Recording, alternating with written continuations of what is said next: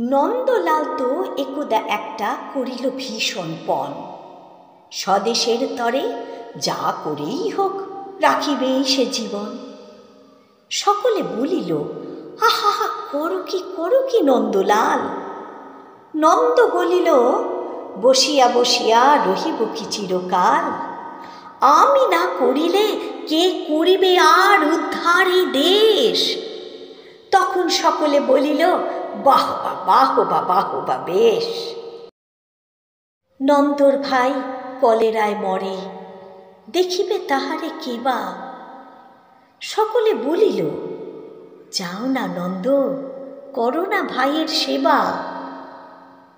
নন্দ বলিল, ভাইয়ের জন্য জীবনটা যদি দিই, না হয় দিলাম, কিন্তু অভাগা দেশের হইবে কি।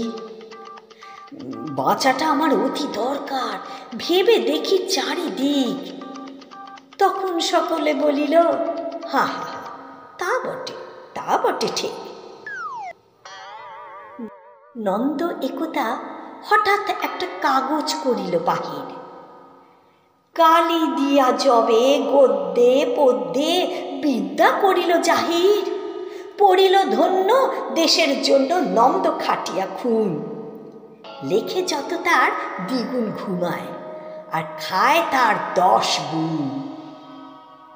খাইতে ধরিল লুচি ও ছোকা ও সন্দেশ থাল থাল। তখন সকলে বলিল, বাহবা বাহবা নন্দলাল। নন্দ একদা কাগজেতে এক সাহেবকে দেয় গালি। সাহেব আসিয়া গলাটি তাহার টিপিয়া ধরিল খালি। নন্দ বলিল,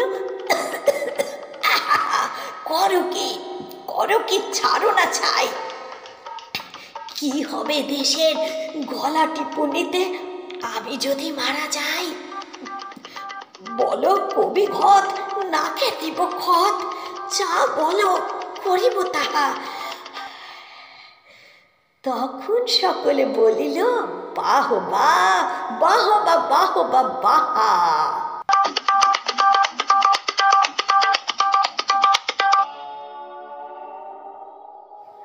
নন্দ বাড়ির হতো না বাহির, কোথা কি ঘটে কি জানি।